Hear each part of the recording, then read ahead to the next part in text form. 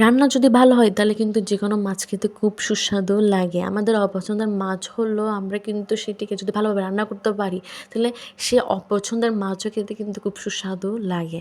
আর হচ্ছে খাবারের সাথে হচ্ছে আমাদের মন রিলেটেড, যদি খাবার ভালো হয় তাহলে কিন্তু আমাদের মনও ভালো থাকে।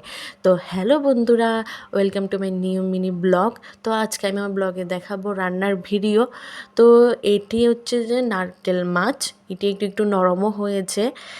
তো এটি কালকে বাজার থেকে কিনে এনেছিল। যখন কিনে এনেছিল তখন তো এটা মানে হচ্ছে যে ডিপ করা ছিল, শক্ত ছিল, বোঝা যায়নি। যেহেতু আজকে এটিকে মানে ডিপ থেকে মানে বাইরে বের করেছি, পানিতে ভিজিয়ে রেখেছি, তখন এটিকে বোঝা যাচ্ছে যে মানে এটি দেখে বোঝা যাচ্ছে এটা অনেক নরম ছিল। তো যেহেতু এটা নরম ছিল, তো আমি এটিকে প্রথমে হলুদ লবণ দিয়ে ভালোভাবে মেখে ধুয়ে নিব, যাতে এটার মাছের যে আষ্টে ভাব থাকে, যে গন্ধটা থাকে, ওইটা যাতে চলে যায়। আর মাছের গায়ে একটু পিছলা পিছলা থাকে, ওগুলো যাতে চলে যায়। তো আমি এগুলো ভালোভাবে মাখিয়ে নিচ্ছি।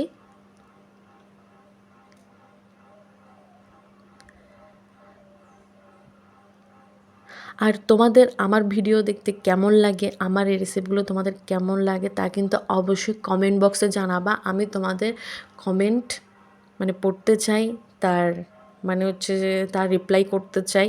তোমরা বেশি বেশি করে কমেন্ট করবা, আর আমার চ্যানেল আর আমার পেজ সাবস্ক্রাইব অ্যান্ড ফলো করে দিবা। তো আজকে আমি এই নারকেল মাছ দিয়ে একটি পাতলা ঝোল করব, তা তোমাদের সাথে শেয়ার করব। তো আমি প্রথমে মাছটিকে ভালোভাবে ধুয়ে নিচ্ছি। ধুয়ে নেওয়ার পর এবার আমি এখানে মানে মশলা অ্যাপ্লাই করব, মানে মশলা অ্যাপ্লাই করে এটিকে ম্যারিনেট করে রাখবো। তো আমি এখানে প্রথমে পরিমাণ মতো হলুদের গুঁড়ো দিব।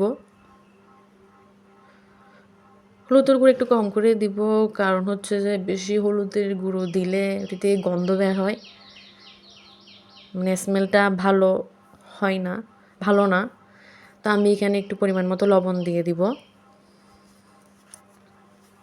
লবণ দিয়ে দেওয়ার পর এবার আমি এখানে একটু মরিচের গুঁড়া মানে গুঁড়া দিয়ে দিব, যাতে কালারটি একটু ভালো আসে।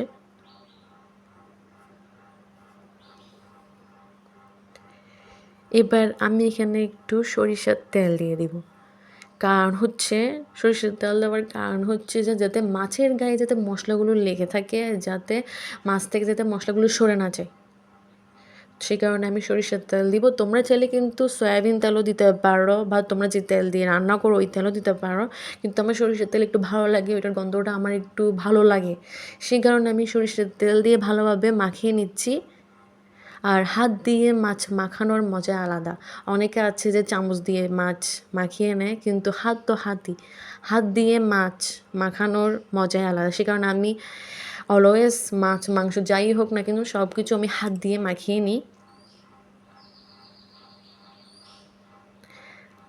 মাখিয়ে নেওয়ার পর এটির আমি প্যাট কেটে দেব, যাতে ভেতরে যাতে মশলা ঢুকে, মানে এটির গায়ে আমি একটু ছুরি দিয়ে কেটে দিব, যাতে মশলা ভিতরে ঢুকতে পারে।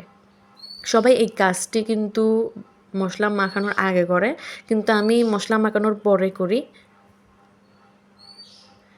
কারণ আগেভাগে যদি আমি মাছটি কেটে রাখি, তাহলে মানে মাছটির গায়ে যদি কেটে দিই, তাহলে আমার মশলা মাখাতে একটু সমস্যা হয়। সে কারণে আমি আগে মশলা মাখিয়ে তারপরে একটু পেটটি কেটে আর একটু মশলা মানে মানে ভিতরে ঢুকিয়ে দিই, যে আশেপাশে যে মশলা পড়ে আছে ওগুলো আমি এগুলোর পেটে মানে ঢুকিয়ে দিই। তো এটি ম্যারিনেট করে আমি 5-10 মিনিট রেখে দিব ঢাকনা দিয়ে।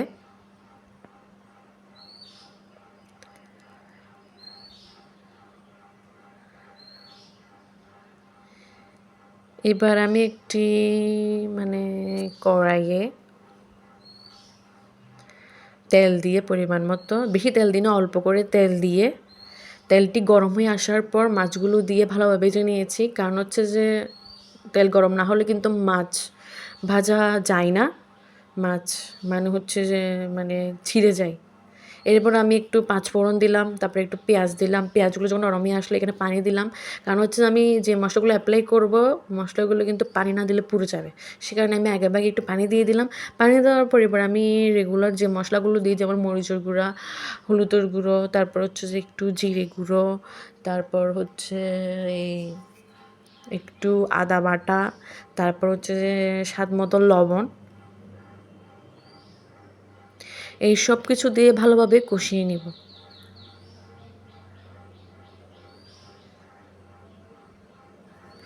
কষিয়ে নেওয়ার পর যখন মশলাটা একটু শুকনো হয়ে আসবে, তারপর আমি এটাকে আমি আরেকটি কড়াইয়ে নিয়ে নিব, মানে গর্ত করা কড়াইয়ে। এখানে নিয়ে নেওয়ার কারণ হচ্ছে, কারণ ওইটাতে তো পানি, মানে মাছের গায়ে ঝোলগুলো ডুববে না। এখন এটা গর্ত করা কড়াইয়ে নিয়েছি, সে কারণে মাছগুলো মানে ভেতরে ডুবেও গেছে, মাছের ভিতরে ঝোলও ডুবছে। তো এটা হচ্ছে ফাইনাল লুক। তো তোমাদের আমার এই রান্নার ভিডিও কেমন লেগেছে জানিও। সবাইকে ধন্যবাদ।